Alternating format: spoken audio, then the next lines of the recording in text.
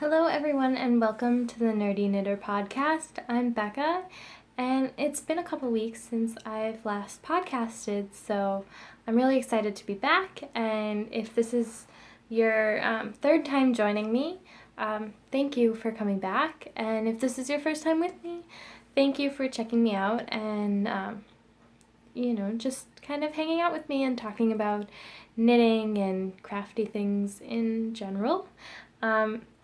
I can be found on Instagram and Ravelry as the Nerdy Knitter 42. I'm also on Instagram as Becca Newman 42, but that is my personal Instagram account. You're welcome to follow me, but you will see things like ramen noodles and tea and that kind of thing. So if you just want knitting content, then check out the Nerdy Knitter 42. I post the progress of all the things that I'm making as I go, and there's really not much on there yet, but everything from this past week should be up there. So you can kind of check out my progress as I go. Today I am drinking tea in a brand new mug that was given to me by my boyfriend's family. It's a Nerdy Girl mug, and it says, "I like big books and I cannot lie." I love this mug, and I'm so excited to be drinking from it on my podcast. In my mug is TARDIS tea from Doctor Who. So it comes in this cute little TARDIS bag, and there's a different blend of tea for every doctor, which is really exciting to me. I found this company at a Comic-Con somewhere, I think in New York maybe. It's called Tea and Absinthe. And this is just so good. It's meant to be a representation of the 11th Doctor. So it's a delicious black tea with vanilla custard flavor. Fish fingers are not included, like fish sticks and custard. And it's a blend of black tea and vanilla. So they have blends for all the different doctors, like I said. And they also do stuff for kind of other geeky interests. I think they have a Star Trek tea that's like tea Earl Grey hot. And they have, I think, Alice in Wonderland, maybe. Some other kind of nerdy teas. But they also have their regular blends of just fruity or herbal teas that they put on display as well. And they also do a lot of nerdy and just generally fun tea infusers and cups and mugs and teapots and all that kind of stuff. So you should check them out. I'll put all their information down below because I want you guys to check them out. They do come to all the different Comic-Cons up and down the East Coast, I think, mostly, and they also go to Renaissance fairs, and I think that's about it. They're kind of like a steampunk tea geeky group of people.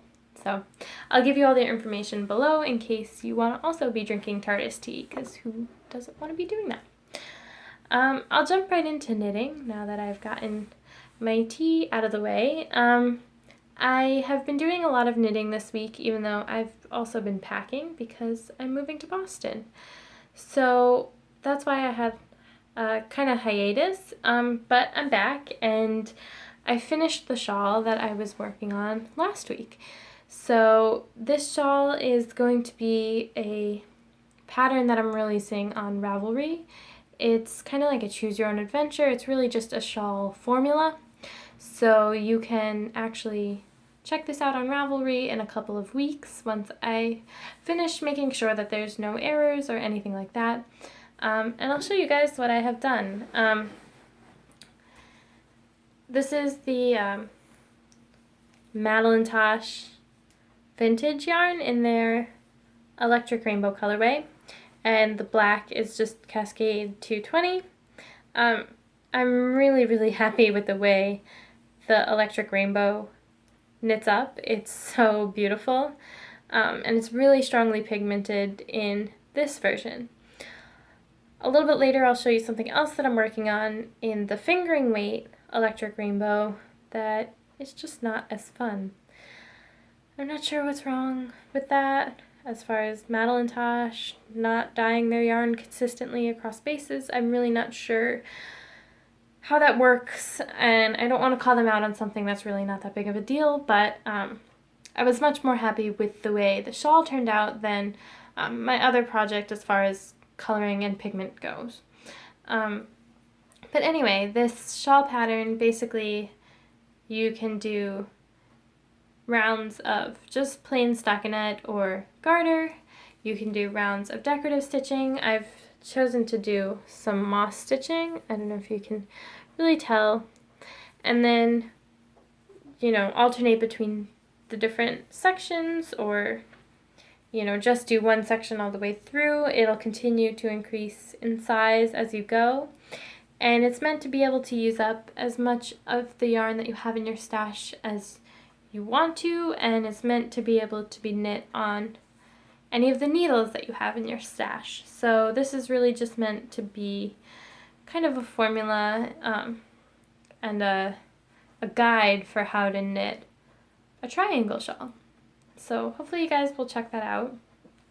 I'm still looking for test knitters if that's something you want to do, but again, I'll just try and do my best to proofread and make sure there's no errors in the pattern, and if anything comes up, then I'll definitely post that on Ravelry and I'll let everyone know. So that's my shawl.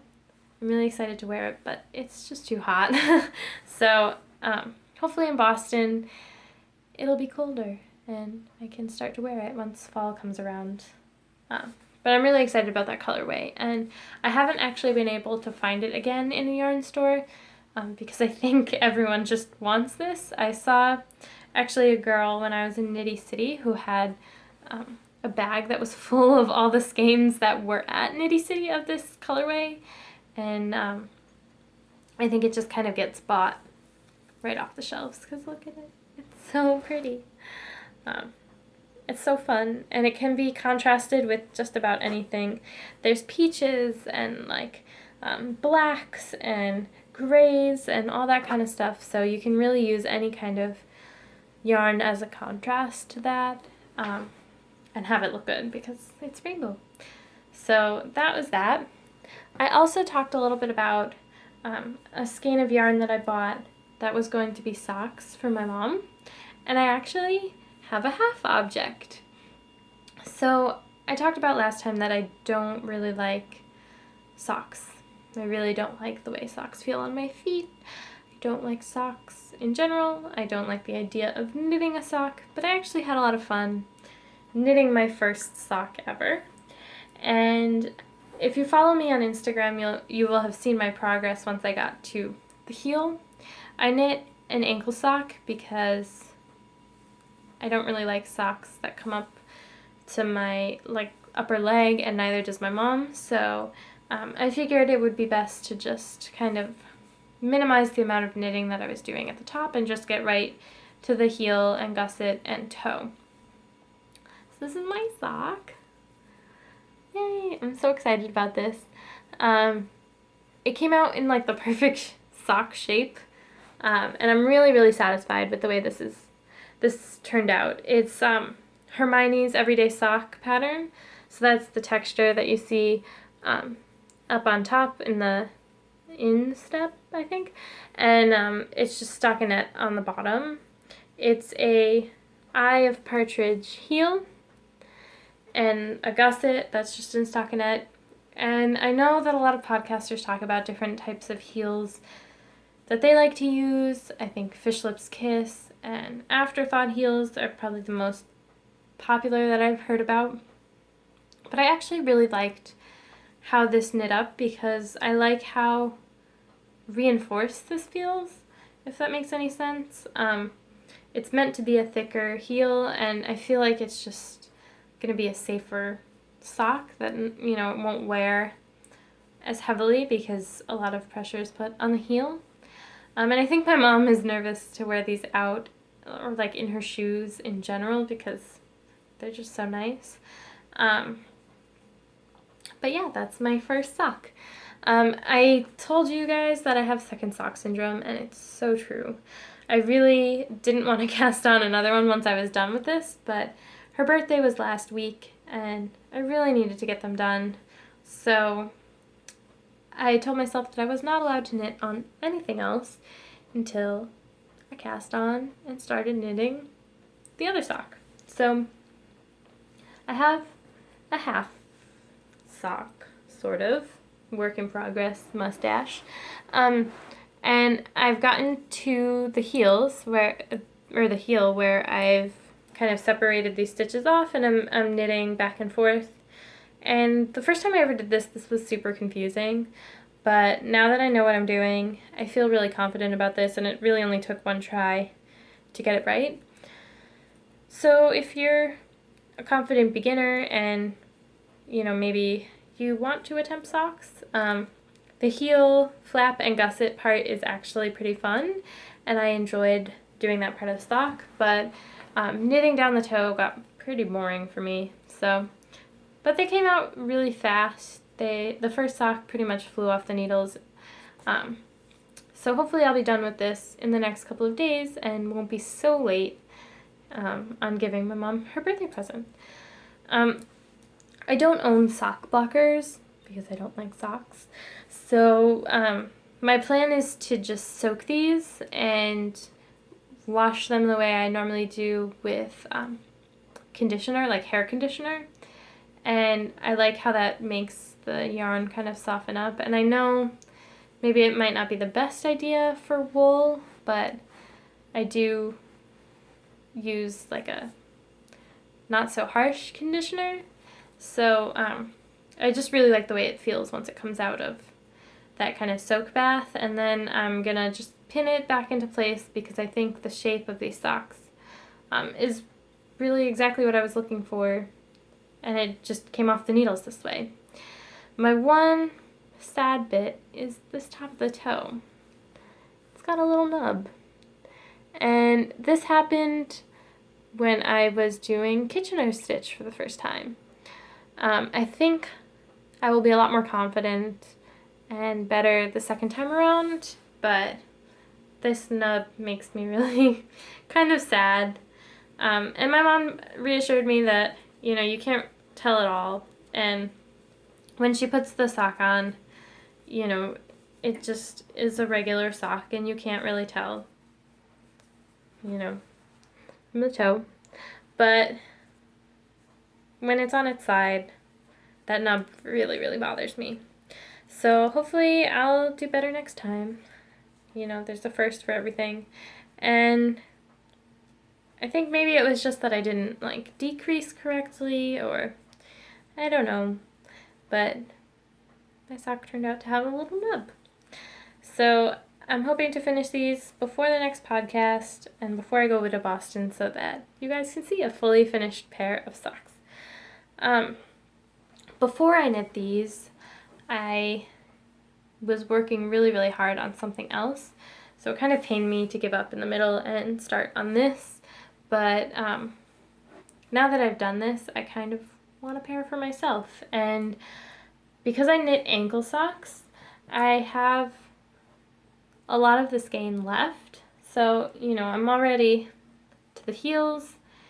There's really, only a little bit more yarn that I'm going to use for this. So I might just knit myself a pair of matching socks. I know, the horror.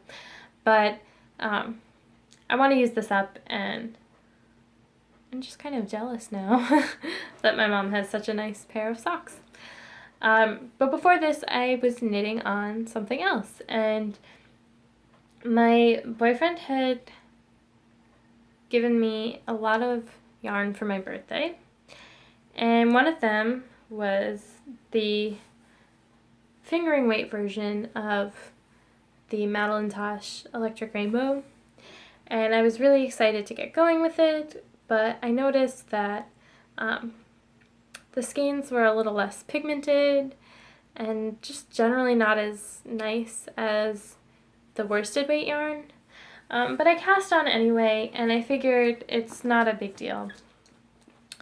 So it's living in my camera bag.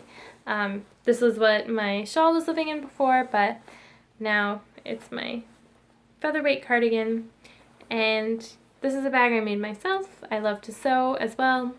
Unfortunately, I don't have any sewing content for you today because I'm packing up all my sewing supplies in order to move, but I love making project bags, so that will be in the future. I'll be able to show you some more of my sewing.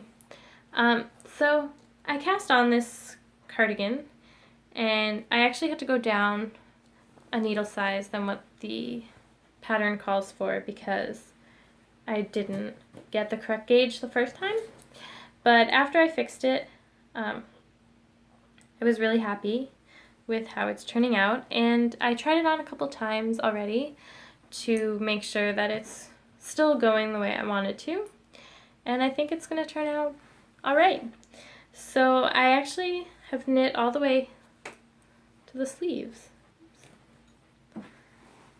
and I not bound off, but I put the sleeves on some scrap yarn, and I've started to work the lower body of this cardigan, and it's just back and forth across the little front flaps and the back. And then you go and pick up stitches for the collar around the top and like the front of the cardigan, and it's also a contrasting wrist and ribbing at the bottom. So for that I picked up just a plain Cascade silk heritage something or other yarn that was going to be a good neutral to kind of tone down this. And I think the thing that I noticed first about this yarn was how green it was in comparison to the yarn that I used to knit my shawl. I think maybe it sat in a green dye bath too long or something because it's just like outstandingly green. So I'm hoping that this gray will tone that down a little bit and kind of let the other colors pop out a little bit more. My plan is also to do 2 stripes across the back with this so that I kind of preserve some more yarn for the sleeves.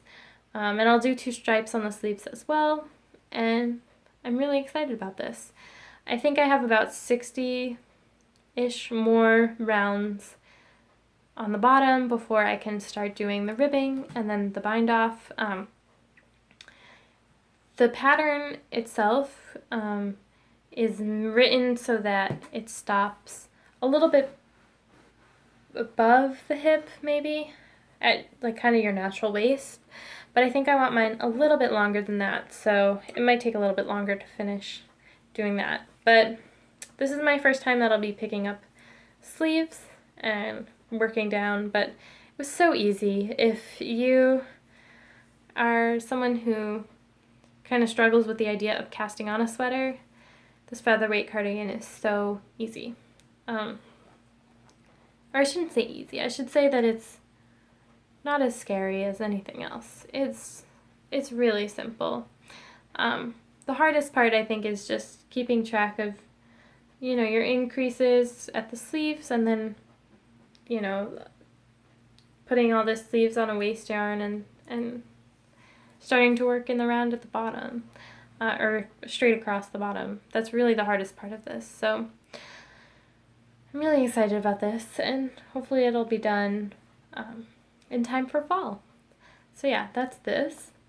I don't have any other finished objects or anything like that for this week, but I started keeping a knitting journal. And I don't know what your method is of keeping track of all your projects. I know a lot of people do Ravelry and just kind of write their notes there as far as what they want, or what happened in their project, what they liked, what they didn't like. But I decided that keeping a journal would be the best way to go. So I had picked this up at Barnes & Noble a couple years ago. It was on sale. I think it was like $2 or $3 when it was on sale. But it's a hardcover bound notebook with these really thick pages. The paper is really, it's like cardstock kind of.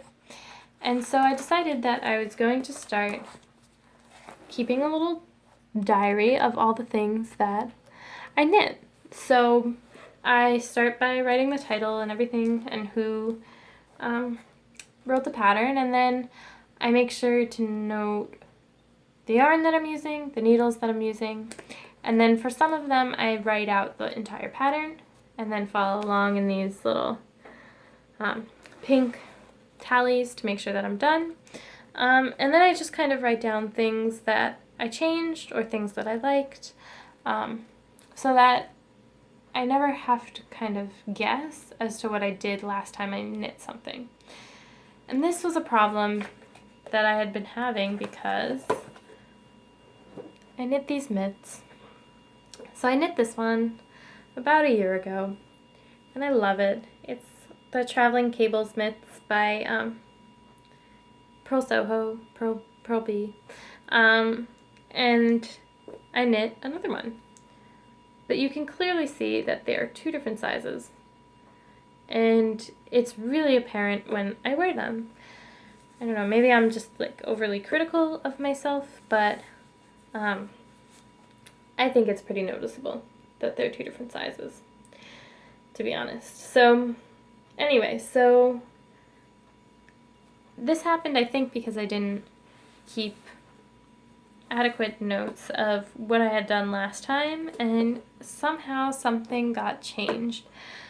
So I never want this to happen again, so I'm just going to make sure that I'm very meticulous about writing down everything that I do. And I've been doing that for the featherweight cardigan. I've been keeping notes about, you know, which size I cast on, what needles I cast on, how many repeats I'm doing. And I think that this will just kind of help me to just become a better knitter. I'd love to hear what you guys do to keep track of this, because you gotta have a method, right? I'm not the first one to think of this, so if you're just like a Ravelry person, let me know how you keep everything organized, because I feel like I have notes that really maybe the Ravelry world doesn't really need to see, or, you know, are not really relevant to anyone else but myself, and I wouldn't want to post those on like the public notes for the project. So let me know. I'd love to, you know, hear what you do. Leave me a comment. That was that. I didn't acquire anything this week as far as yarn, because I'm on a yarn diet.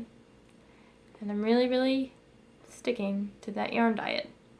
But I did decide that I needed new needles. I had been knitting my featherweight cardigan on these, I think they're Knit Picks, interchangeable needles that are kind of a coated wood. I don't know if you guys can see that. And I thought that I was going to really like these because I had tried a pair of their fixed circulars, and for the project that I was working on, this material was great. But for this featherweight cardigan, my hands started to hurt really, really quickly.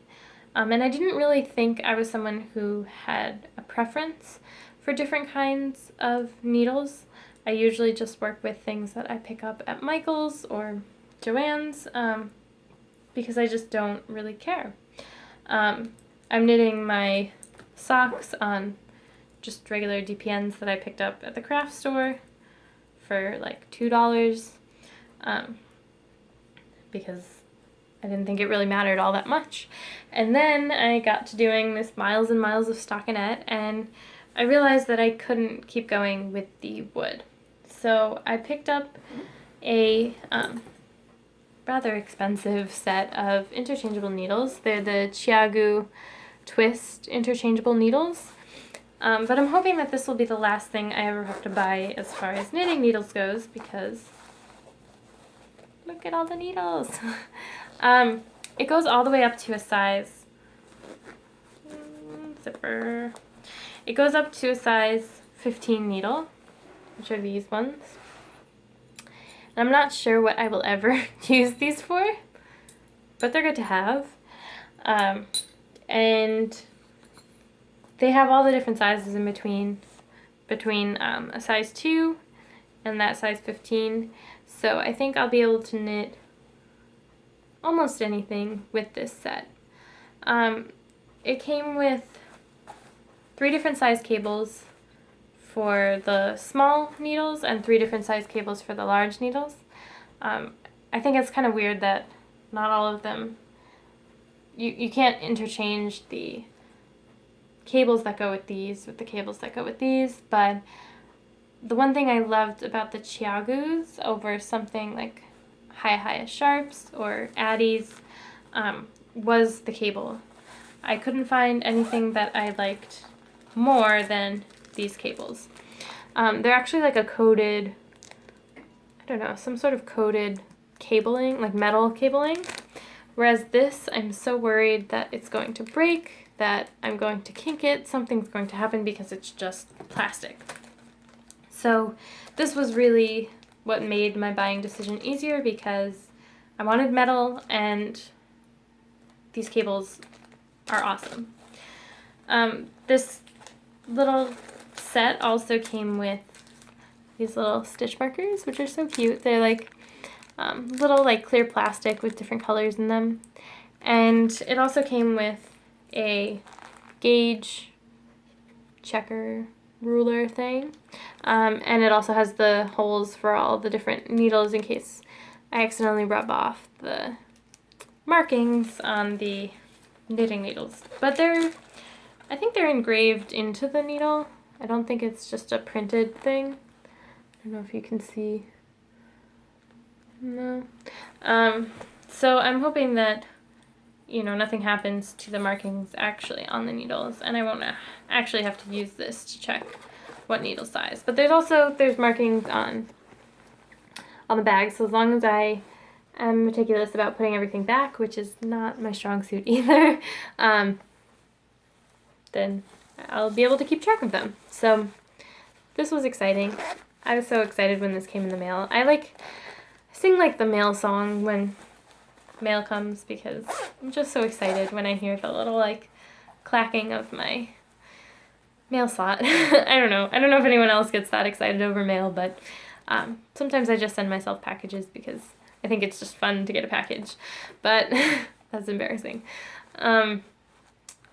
Yeah, so that's what came in the mail this week, and I think I'm done purchasing yarny things for now until I get through some of my stash. So once I'm done with the socks, I'll move on to something else and hopefully get through a lot of the stash before anything comes up and I need to purchase it really bad. I'm hoping to attend Rhinebeck and I'm hoping to attend Vogue Knitting Live. So those are the things where I feel like are huge places where I could spend all of my money. So I'm going to do my best to get through as much of my stash as I can before then so I can justify spending more money. This is all the knitting content that I have for this week. But I'm going to move on to one more thing, which is my back to school shopping. I got one thing that I really want to show everyone because I really, really am so happy with this.